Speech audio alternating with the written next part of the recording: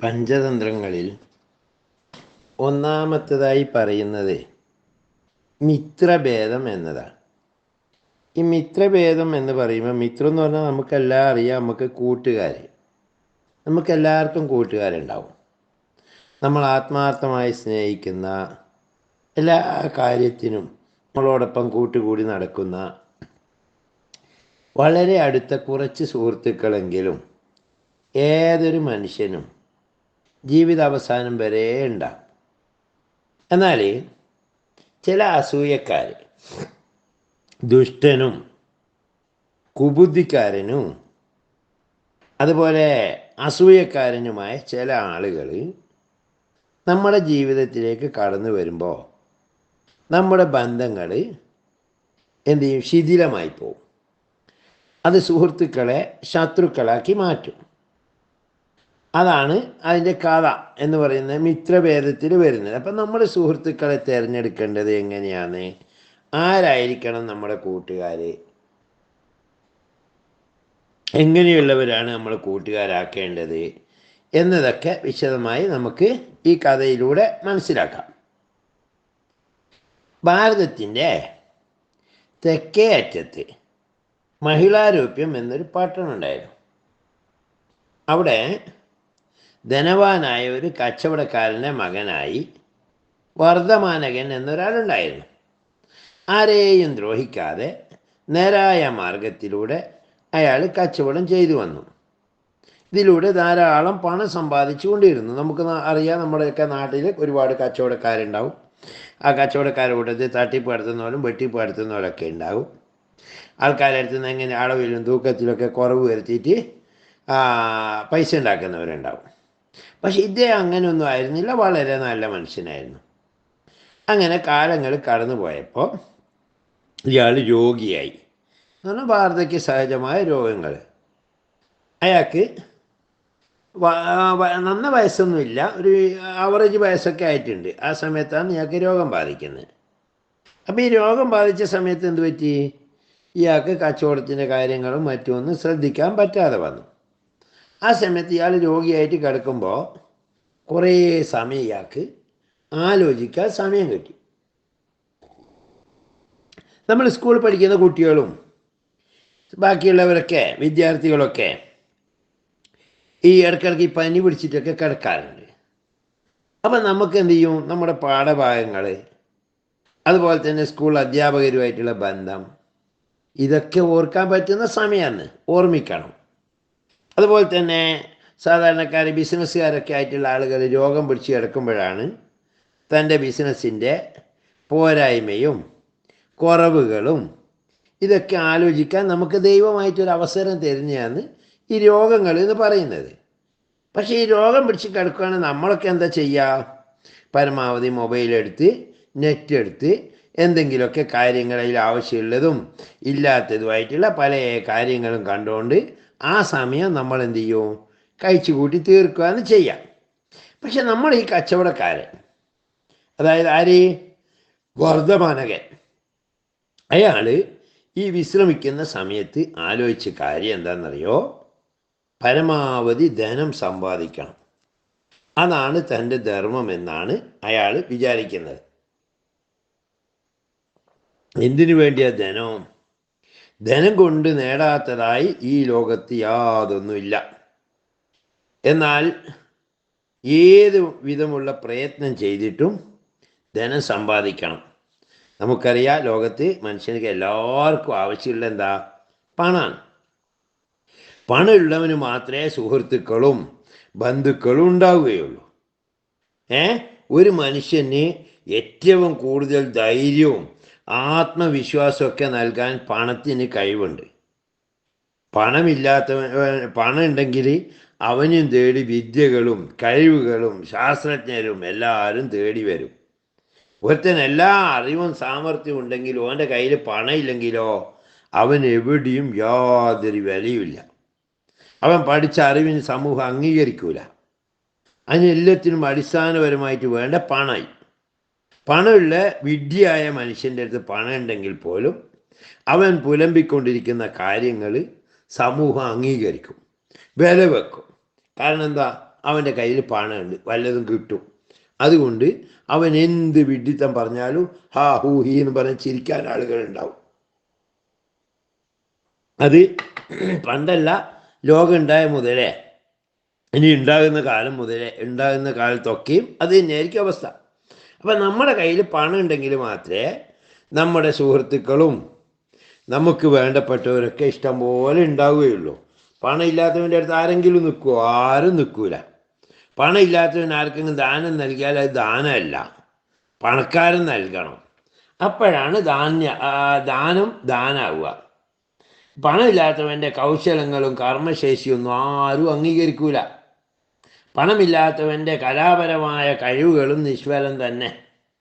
എത്ര കഴിവുകളുള്ളവരായാലും ഇത്തരക്കാർ പാവപ്പെട്ടവരാണെങ്കിൽ പണക്കാരുടെ മുന്നിൽ യാചകരെ പോലെ തന്നെ നിൽക്കേണ്ടി വരും എന്നൊക്കെയാണ് ആര് ചിന്തിക്കുന്നത്? നമ്മുടെ കച്ചവടക്കാരൻ ചിന്തിക്കുന്നത്.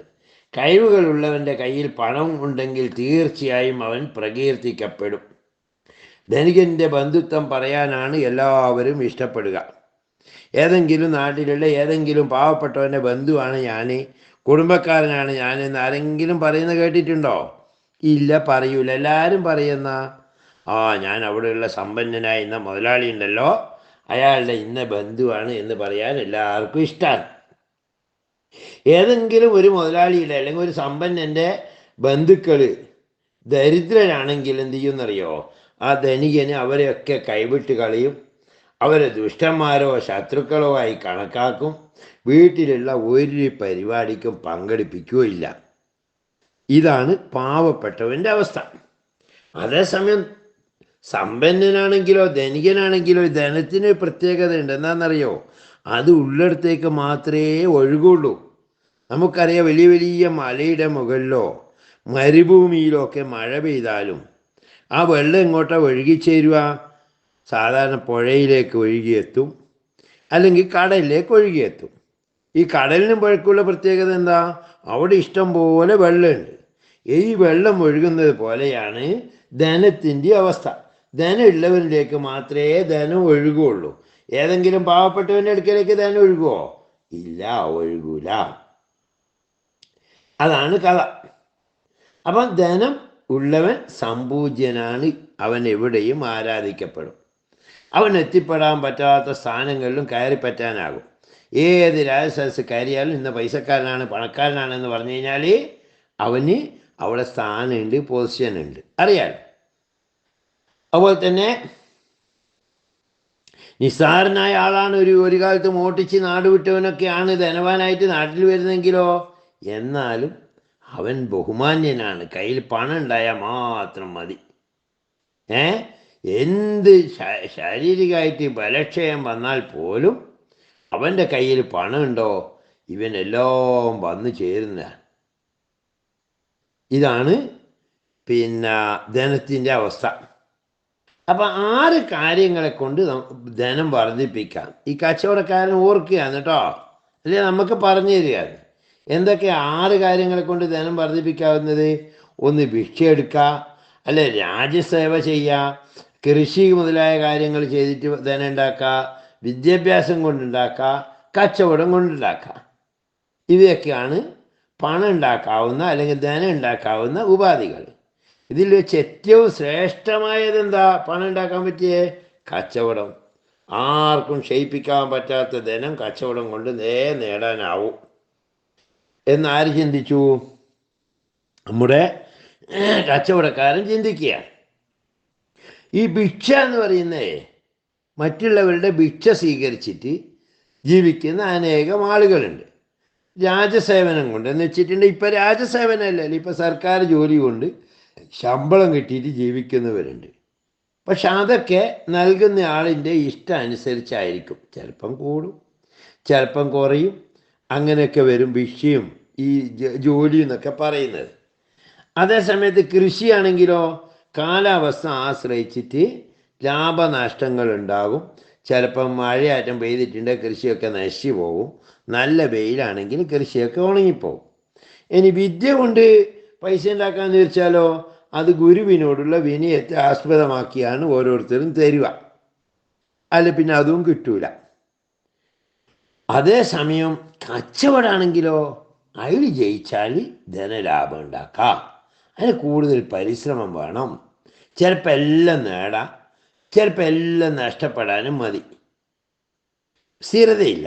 പക്ഷേ ഏറ്റവും മാന്യമായ ഒരു തൊഴിൽ കച്ചവടം പോലെ വേറെ ഇല്ല എന്നാരുറപ്പിച്ചു? നമ്മുടെ ഈ കച്ചവടക്കാരൻ ഉറപ്പിക്കുകയാണ്. ശ്രേഷ്ഠങ്ങളായ ഉപായങ്ങൾ പ്രയോഗിച്ച് നല്ല വസ്തുക്കൾ ശേഖരിക്കുകയാണ് ഉത്തമം. മറിച്ചായാൽ ജനങ്ങൾ സംശയിക്കും. കച്ചവട മാർഗങ്ങൾ 7 വിധത്തിലുണ്ട്. ശ്രദ്ധിക്കണേ, 7 വിധത്തിൽ കച്ചവടങ്ങളുണ്ട്. 1. ഗാന്ധിക വ്യാപാരം, നിക്ഷേപ പ്രവേശം, ഗോഷ്ഠി കർമ്മം, ഇങ്ങനെ തുടങ്ങുന്ന, അതുപോലെ തന്നെ പരിചിത ഗ്രാഹകാഗമം, മിഥ്യാക്രയ കഥനം എന്ന് തുടങ്ങുന്ന ഇത്രയും 6 തരത്തിൽ കച്ചവടങ്ങളുണ്ട്. മനസ്സിലായ? എല്ലാം കച്ചവടക്കാർക്ക് മാത്രം അറിയാവുന്ന കാര്യങ്ങളാണ്. എന്തായാലും ദേശാന്തരാത് ഭാണ്ഡായ നയനം എന്ന് പറയുന്ന ഒരു തത്വമുണ്ട് കച്ചവടത്തിൽ. എന്ന് പറഞ്ഞാൽ എന്താ? മറ്റൊരു സ്ഥലത്ത് കിട്ടാനില്ലാത്ത സാധനങ്ങൾ കൂടുതൽ അളവിൽ ശേഖരിച്ച് അവിടെ കൊണ്ടുപോയിട്ട് വിറ്റ് കാശാക്കുന്നതിനാണ് ആ പേര് പറയാം. എന്താ പേര് പറയാ? ദേശാന്തരാത് ഭണ്ഡാനയനം. ആ പോളിസി എടുക്കാൻ ആര് തീരുമാനിച്ചു? നമ്മുടെ കച്ചവടക്കാരൻ തീരുമാനിച്ചു. അതിനു വേണ്ടി കൗതുകമുണർത്തുന്ന ആഭരണങ്ങൾ, സുഗന്ധദ്രവ്യങ്ങൾ തുടങ്ങിയ ആഡംബര വസ്തുക്കൾ വിൽക്കണം. കാരണം ഈ വക വസ്തുക്കളിൽ എന്നും ധനവാന്മാർക്ക് കമ്പമാണ്. ശേഖരിച്ച വസ്തുക്കൾ ചീത്തയായി പോകുകയില്ല. ഒന്നിന് വാങ്ങിയത് 100-ന് വിൽക്കാൻ എളുപ്പമാണ്. സ്വർണം മുതലായവ കച്ചവടം ചെയ്യുമ്പോൾ കിട്ടുന്നതിനേക്കാൾ എത്രയോ ഇരട്ടി ലാഭവും കിട്ടും. സൂക്ഷിക്കാൻ ബുദ്ധിമുട്ടുമില്ല. അതൊക്കെയാണ് ഈ കച്ചവടത്തിൻ്റെ ഏറ്റവും വലിയ ഗുണമെന്ന് പറയുന്നത്. അപ്പം നമ്മുടെ കച്ചവടക്കാരൻ ആ തത്വമാണ് സ്വീകരിക്കുന്നത്. എന്നിട്ടോ പരമാവധി കച്ചവടം ചെയ്തുകൊണ്ട് പരമാവധി ധനം ഉണ്ടാക്കണം. ദേശാന്തരങ്ങളിൽ പോയിട്ട് കച്ചവടം നടത്തി കൊണ്ടുപോകുന്ന സാധനങ്ങൾ 2-3 ഇരട്ടി വിലക്ക് വിറ്റിട്ട് ഇഷ്ടം പോലെ ജനങ്ങളുമായിട്ട് സമ്പർക്കം ഉണ്ടാക്കുക, പല നാടുകൾ കാണാം, ഏതെല്ലാം നിലയിലുള്ള ആളുകളുമായിട്ട് ഇടപഴകിക്കൊണ്ട് ലോക ജീവിതം എന്താണെന്ന് കണ്ടു പഠിക്കാം. ഇതൊക്കെയാണ് കച്ചവടം കൊണ്ടുള്ള നേട്ടം. ധനലാഭത്തെ ലക്ഷ്യം വെക്കുന്നയാൾ ചുടലക്കളത്തിൽ പോലും പണിയെടുക്കാൻ മടിക്കുകയില്ല. ബന്ധുമിത്രാദികളെപ്പോലും ഉപേക്ഷിച്ച് എത്ര ദൂരം വേണമെങ്കിലും യാത്ര ചെയ്യാൻ പണം ഉണ്ടാകണമെന്ന് ആഗ്രഹിക്കുന്നവർക്ക് മടിയില്ല. അതുകൊണ്ടാണല്ലോ നമ്മുടെ നാട്ടിൽ നിന്ന് കുറേ ആൾക്കാരൊക്കെ ഗൾഫിലും അമേരിക്കയിലും അതുപോലെ ബോംബെയിലും മദ്രാസിലൊക്കെ പോയിട്ട് ജോലി ചെയ്യുന്നില്ലേ? അതാണ് പറയുന്നത്.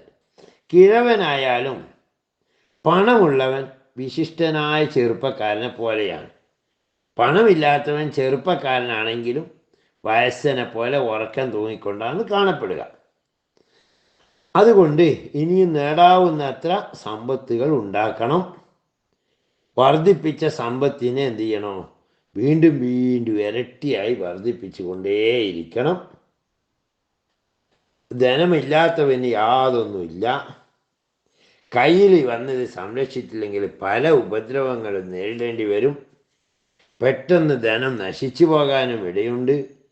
വർദ്ധിപ്പിക്കുക എന്ന ലക്ഷ്യമാണ് കിട്ടിയ ധനത്തെ സംബന്ധിച്ചിടത്തോളം ധനവാൻ സ്വീകരിക്കേണ്ടത്. വർദ്ധിക്കപ്പെട്ട ധനം അല്പാൽപമായേ ഉപയോഗിക്കാവൂ എന്ന് കരുതരുത്. ഓർക്കാപ്പുറത്ത് പണം ക്ഷയിച്ചു പോയാൽ അല്ലെങ്കിൽ നശിച്ചു പോകാൻ അത് ഇടയാക്കും. ആവശ്യം വരുമ്പോൾ കയ്യിലുള്ള പണം ഉപയോഗിക്കാതിരിക്കുന്നത് ശരിയല്ല. അപ്പോൾ പണമില്ലാത്തവന് തുല്യമായ സ്ഥിതി ഉണ്ടാകും. അതുകൊണ്ട് ലഭിച്ച ധനത്തെ രക്ഷിക്കണം, വർദ്ധിപ്പിക്കണം, വേണ്ടുന്ന വിധത്തിൽ ഉപയോഗിക്കണം. ഇതാണ് ഒരു പണക്കാരൻ കയ്യിലുള്ള പണം സ്വരൂപിച്ചവനും സ്വരൂപിക്കാൻ ആഗ്രഹിക്കുന്നവരും ചെയ്യേണ്ടത്. അതില്ലാത്ത പണം കൊണ്ട് പ്രത്യേകിച്ച് കാര്യമൊന്നുമില്ല. കുളത്തിൽ തിങ്ങി നിറഞ്ഞുകൊണ്ട് വന്നെത്തുന്ന വെള്ളം മടകെട്ടി എങ്ങനെ സംരക്ഷിക്കുമോ അതുപോലെ ബുദ്ധിമാൻ എന്ത് ത്യാഗം ചെയ്തും ആർജിച്ചെടുത്ത സമ്പത്തിനെ രക്ഷിക്കണം. കയ്യിലുള്ളത് നഷ്ടപ്പെട്ടു പോകാതെ നോക്കണം. വിദഗ്ധരായ കച്ചവടക്കാർ അന്യദേശങ്ങളിൽ ആവശ്യമായ സാധനങ്ങൾ എത്തിച്ച് വളരെ കഷ്ടപ്പെടലുകൾ സഹിച്ചാണെങ്കിലും 3-4 ഇരട്ടി ലാഭം നേടിയെടുക്കുന്നു. അതുകൊണ്ട് തന്നെ വ്യാപാര സാധ്യതയുള്ള മധുരയിൽ തന്നെ സാധനങ്ങൾ എത്തിക്കണം. വലിയ നഗരമാണത്. അവിടെ അനായാസം നല്ല കച്ചവടബന്ധം സ്ഥാപിക്കാൻ എളുപ്പമാണെന്ന് നമ്മുടെ കച്ചവടക്കാരൻ ചിന്തിച്ചങ്ങ് ഉറപ്പിച്ചു. അതിന് കുറച്ച് ദിവസം കഴിഞ്ഞപ്പോൾ വർദ്ധമാനകൻ്റെ രോഗമൊക്കെ മാറി. അയാൾ ധാരാളം കച്ചവട സാധനങ്ങൾ ശേഖരിച്ചു, ഭാണ്ഡങ്ങൾ നിറച്ചു, മധുരയ്ക്ക് പോകാൻ തയ്യാറായി. ഒരു ദിവസം ഗുരുജനങ്ങളെല്ലാം വണങ്ങി യാത്രയൊക്കെ ആരംഭിച്ചു. അനേകം കാളവണ്ടിയിൽ സാധനങ്ങൾ നിറച്ചാണ് കൊണ്ടുപോകുന്നത്. വരിയായി ആ സാർത്ഥവാഹക സംഘം യാത്ര തുടർന്നു. വർദ്ധമാനകൻ കയറിയ രഥം വലിച്ചിരുന്നത് സഞ്ജീവകൻ എന്നും നന്ദകൻ എന്നും പേരുള്ള 2 കാളക്കൂറ്റന്മാരായിരുന്നു. അന്ന് ഇതുപോലെ വണ്ടി ബസ്സൊന്നും ഇല്ലല്ലോ. അതുകൊണ്ട് കാളവണ്ടിയിലാണ്, ലോറിയൊന്നും ഇല്ലാത്തത് കൊണ്ട് കാളവണ്ടിയിലാണ് പണ്ട് കാലത്ത് ചരക്കുകൾ കൊണ്ടുപോകാൻ ഉപയോഗിച്ചിരുന്നത്. അപ്പം നമ്മുടെ വ്യാപാരിയുടെ സാധനങ്ങൾ വഹിക്കുന്നത് അല്ലെങ്കിൽ അത് വഹിച്ച രഥം വഹിച്ചുകൊണ്ട് പോകുന്നത് സഞ്ജീവകൻ എന്നും നന്ദകൻ എന്നും പേരുള്ള 2 കാളക്കൂറ്റന്മാരായിരുന്നു. ധനവാനായ വർദ്ധമാനകൻ്റെ വീട്ടിൽ വളർന്ന് തടിച്ചു കൊഴുത്ത ഇവരെ അതീവ വാത്സല്യത്തോടെയാണ് വർദ്ധമാനകൻ പോറ്റി വളർത്തിയിരുന്നത്. സാധാരണ കാളകൾക്ക് കിട്ടാത്ത പരിചരണം ഇവർക്ക് ലഭിച്ചിരുന്നു. ഒപ്പം പരിഗണനയും കിട്ടിയിരുന്നു. വർദ്ധിച്ച ഉത്സാഹത്തോടെ കച്ചവട സംഘം യാത്ര തുടർന്നു. വിശ്രമിക്കുന്ന സ്ഥലങ്ങളിൽ നല്ല പച്ച പുല്ലുകൾ ആസ്വദിച്ചും അരുവിയിലെ വെള്ളം കുടിച്ചും തങ്ങൾ ചുമന്നു പോകുന്ന ഈ മുതലാളിയെ സന്തോഷിപ്പിക്കുന്നതിന് വേണ്ടി വണ്ടി വലിച്ചും ഉത്സാഹഭരിതരായി ഈ 2 കാളക്കൂറ്റന്മാരും നടക്കാൻ തുടങ്ങി. അത് നമ്മുടെ വ്യാപാരിയായ വർദ്ധമാനകന് വളരെ സന്തോഷമുണ്ടാക്കി. ഒരു ദിവസം കഴിഞ്ഞു. അടുത്ത ദിവസം പകലേറെ ചെന്നില്ല. ഏതോ ചതുപ്പ് പ്രദേശത്ത് കൂടി ഇങ്ങനെ നടന്നു പോകുന്ന സമയത്ത് ഈ സഞ്ജീവകൻ എന്ന് പറയുന്ന ഒരു കാളയുടെ ഒരു കാല് ചളിയിലങ്ങ് താണുപോയി. അപ്പോൾ ഈ രഥം കെട്ടിയ നുകം അങ്ങ് പൊട്ടി, കമ്പ് പൊട്ടി. താഴെ വീണ് ഈ കാളക്കൂറ്റന് എഴുന്നേറ്റ് നിൽക്കാൻ കഴിയാതായി. വേദന കൊണ്ട് പുളഞ്ഞു. മുറിവിൽ നിന്ന് രക്തമൊഴുകി. ദീനസ്വരം പുറപ്പെടുവിച്ചുകൊണ്ട് വളരെ ദയനീയമായി നമ്മുടെ സഞ്ജീവകൻ എന്ന് പറയുന്ന കാള താഴെ വീണു. അത്യധികം വാത്സല്യത്തോടെ വളർത്തപ്പെട്ട കാളയായിരുന്നല്ലോ സഞ്ജീവകൻ. സഞ്ജീവകനെ കാട്ടിൽ ഉപേക്ഷിച്ച് പോകാൻ വർദ്ധമാനകന് ഭയങ്കര സങ്കടം. കാളയെ ശുശ്രൂഷിച്ചുകൊണ്ട് 3 രാത്രികളും പകലുകളും വർദ്ധമാനകനും തൻ്റെ കൂടെ ഉണ്ടായിരുന്ന കച്ചവടക്കാരുമെല്ലാം കച്ചവടത്തിന് തൻ്റെ കൂടെ കൂട്ടിയ ജോലിക്കാരൊക്കെ അവിടെ കഴിച്ചു കൂട്ടി. എന്നിട്ടും കാളയ്ക്ക് എഴുന്നേൽക്കാനൊന്നും പറ്റിയില്ല. വർദ്ധമാനൻ ഒഴികെ മറ്റെല്ലാവരും അക്ഷമരായി. അവർ നിർബന്ധിച്ചു. അവർ പറഞ്ഞു, മുതലാളി, ഒരു കാളയ്ക്ക് വേണ്ടി ക്രൂര മൃഗങ്ങൾ നിറഞ്ഞ ഈ വനത്തിൽ ഇനിയും താമസിക്കുന്നത് വിവരക്കേടാണ്. അപകടം എവിടെയും പതിയിരിക്കുന്നു. വനത്തിലെ താമസം കൊണ്ട് അങ്ങും വളരെയധികം ബുദ്ധിമുട്ടിയിരിക്കുന്നു. മറ്റുള്ളവരായ ഞങ്ങളും വിഷമിക്കുന്നു. അതുകൊണ്ട് നമുക്ക് എത്രയും പെട്ടെന്ന് ഇവിടുന്ന് പോകണം. അല്പമാത്രമായ ഒന്നിനെ രക്ഷിക്കാൻ ഏറെ നശിപ്പിക്കുന്നയാൾ ബുദ്ധിമാനല്ല. ഏറ്റവും കുറച്ച് സന്നാഹങ്ങൾ കൊണ്ട് അനേകം കാര്യങ്ങൾ നിർവഹിക്കുക എന്നതാണ് പണ്ഡിതന്മാരുടെ ലക്ഷണം. ഈ വാക്കുകൾ വർദ്ധമാനകനെ ഉണർത്തി. അയാൾ സഞ്ജീവനെ രക്ഷിക്കാൻ ഏതാനും ചില ഭൃത്യന്മാരെ ചുമതലയേൽപ്പിച്ച് അവരെ അവിടെ നിർത്തി. എന്നിട്ട് യാത്ര തുടർന്നു. 2 ഭൃത്യന്മാരോട് പറഞ്ഞു, നിങ്ങൾ ഈ കാളേനെ നോക്കണം. എങ്ങനെയെങ്കിലും രക്ഷപ്പെടുത്തിയെടുക്കാൻ പറ്റുമെങ്കിൽ രക്ഷപ്പെട്ടിട്ട് വരണമെന്ന് പറഞ്ഞു. എന്നിട്ട് ബാക്കിയുള്ളവരെയും കൂട്ടി കച്ചവടക്കാരെ യാത്ര തുടർന്നു. രക്ഷാപുരുഷന്മാർ വനത്തിലെ അപകടങ്ങളെക്കുറിച്ചും തികച്ചും ബോധവാന്മാരായിരുന്നു. അവർ കുറച്ച് സമയം കൂടി ആ സഞ്ജീവകൻ്റെ അടുക്കൽ നിന്ന ശേഷം ഓടി ഈ കച്ചവടക്കാരുടെ കൂട്ടത്തിലേക്ക് കൂടി. അടുത്ത ദിവസം സംഘം ഒരു ഗ്രാമത്തിലെത്തി വിശ്രമിച്ചു. അപ്പോൾ രക്ഷാപുരുഷന്മാർ വർദ്ധമാനകൻ്റെ മുന്നിലേക്ക് കണ്ടു. അപ്പോൾ അദ്ദേഹം ചോദിച്ചു, എന്താ നിങ്ങളിങ്ങനെ പോകുന്നത് എന്ന് ചോദിച്ചു. അപ്പോൾ ഇവർ പറഞ്ഞു, പ്രഭു, നിങ്ങൾ പുറപ്പെട്ടിട്ട് കുറച്ച് കഴിയുമ്പോഴത്തേക്ക് തന്നെ സഞ്ജീവൻ മരിച്ചു. അതുകൊണ്ട് ഞങ്ങൾ അവനെ എന്ത് ചെയ്തു, തീയിലിട്ടിട്ട് കത്തിച്ച് കളഞ്ഞു എന്ന് നുണ പറഞ്ഞു. കച്ചവടക്കാരൻ ഇത് കേട്ടപ്പം വലിയ ദുഃഖമുണ്ടായി. അയാൾക്ക് സങ്കടം അടക്കാൻ അയാൾ പാടുപെട്ടു. അതിന് ശേഷം തൻ്റെ ഇഷ്ടമിത്രമായ സഞ്ജീവകന് വേണ്ടി ശേഷക്രിയകൾ ചെയ്തു, ഗോദാനം നടത്തി. പിറ്റേ ദിവസം തൻ്റെ ഉറ്റ കൂട്ടുകാരനായ സഞ്ജീവകൻ മരിച്ചതിലുള്ള ദുഃഖത്തോടെ, നിരാശയോടെ, സങ്കടത്തോടെ യാത്ര തുടർന്നു. പക്ഷേ സത്യത്തിൽ നമ്മുടെ സഞ്ജീവൻ മരിച്ചിരുന്നില്ല കേട്ടോ. യമുനാ ജലത്തിൻ്റെ മിശ്രിതമായ ഇളം കാറ്റേറ്റുകൊണ്ട്, തണുത്ത കാറ്റേറ്റ് അവൻ ക്രമേണ സുഖം പ്രാപിച്ചു. ആദ്യം കഴുത്തെത്താവുന്ന അകലം വരെയുള്ള ഇളം പുല്ലുകൾ തിന്നും, പിന്നീട് പതുക്കെ പതുക്കെ ഇഴഞ്ഞും, ഒടുവിൽ പണിപ്പെട്ട് എങ്ങനെയോ അവൻ എഴുന്നേറ്റു. യമുനാ തീരത്തും എത്തി. നല്ല കാല് വലിച്ചെടുത്തിട്ട് അവൻ രക്ഷപ്പെട്ടു. അങ്ങനെ യമുനയുടെ തീരത്തിലെത്തിയപ്പോഴോ മരതക ശോഭയാർന്ന ഇളംപട്ട് പോലെയുള്ള മൃദുവായ പുൽനാമ്പുകൾ ധാരാളം വളർന്നു നിന്നിരുന്ന സ്ഥലമായിരുന്നു. ആ സ്ഥലത്ത് നിന്ന് ഇഷ്ടം പോലെ പുല്ലും തിന്ന് യമുനയിലെ വെള്ളവും കുടിച്ച് അവൻ യഥേഷ്ടം ചുറ്റി നടന്നു.